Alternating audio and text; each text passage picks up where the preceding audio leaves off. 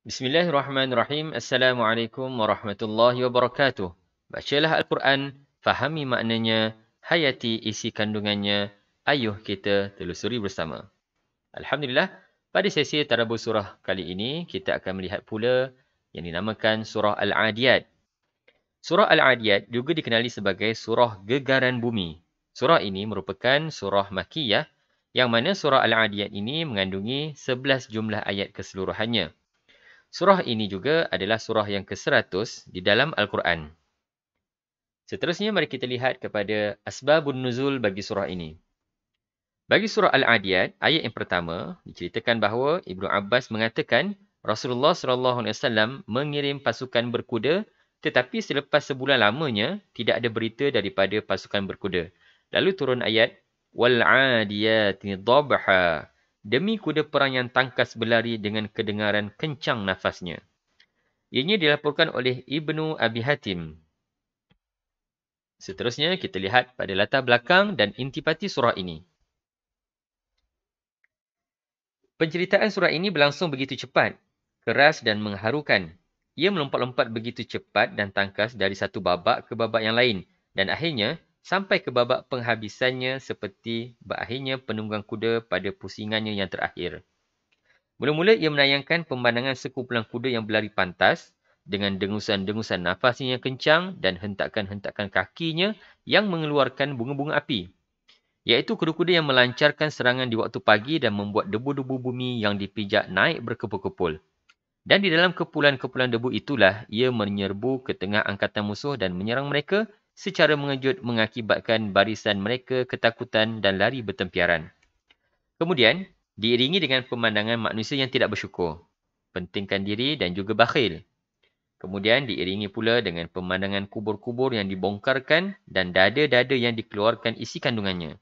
Dan pada akhirnya, tamatlah kepulan-kepulan debu, tamatlah perangai tidak mengenang budi dan bakhil, tamatlah juga proses pembongkaran kubur dan pengumpulan manusia dan segala-galanya selesai dengan kembali kepada Allah. Inna rabbahum bihim yawma idzil la khabir.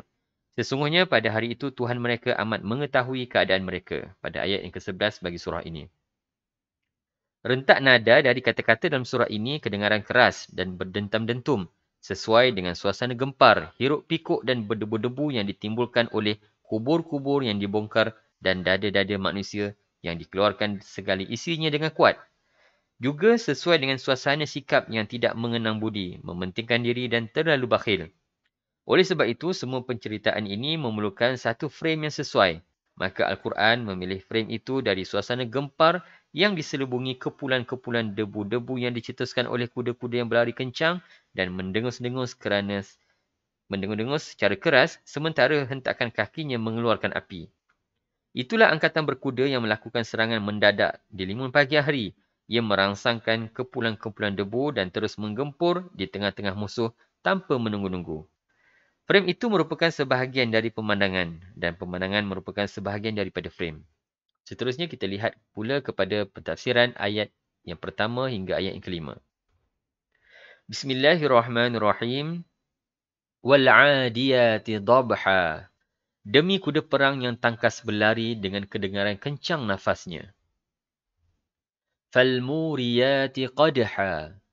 Serta mencetuskan api dari telapak kakinya.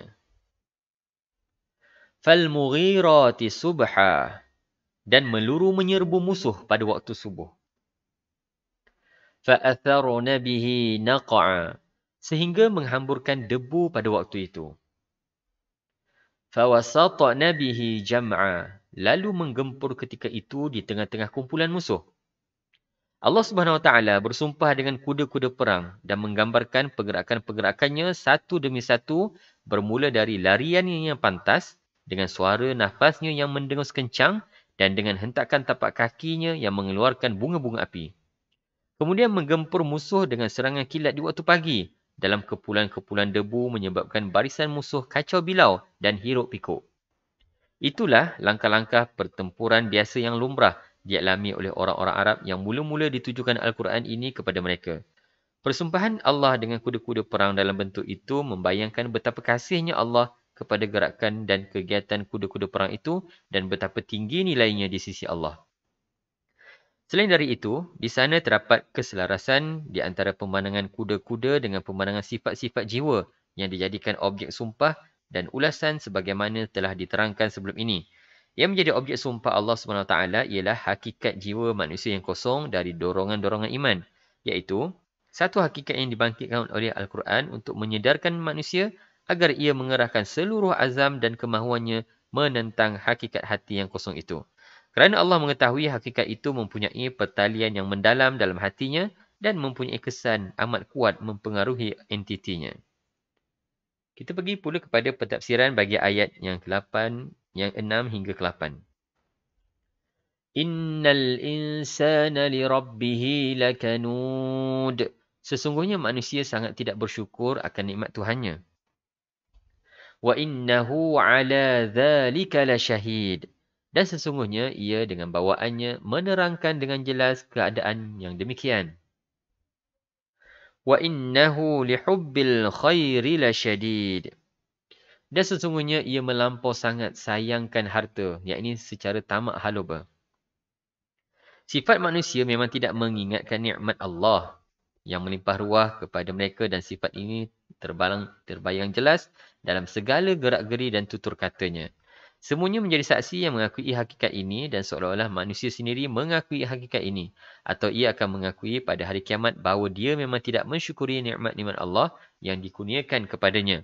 Wa innahu ala dhalika la syahid. Dengan maksudnya, dan sesungguhnya manusia itu sendiri mengakui sikapnya yang sedemikian. Ia mengakuinya pada hari kiamat, di mana ia harus bercakap benar tentang dirinya.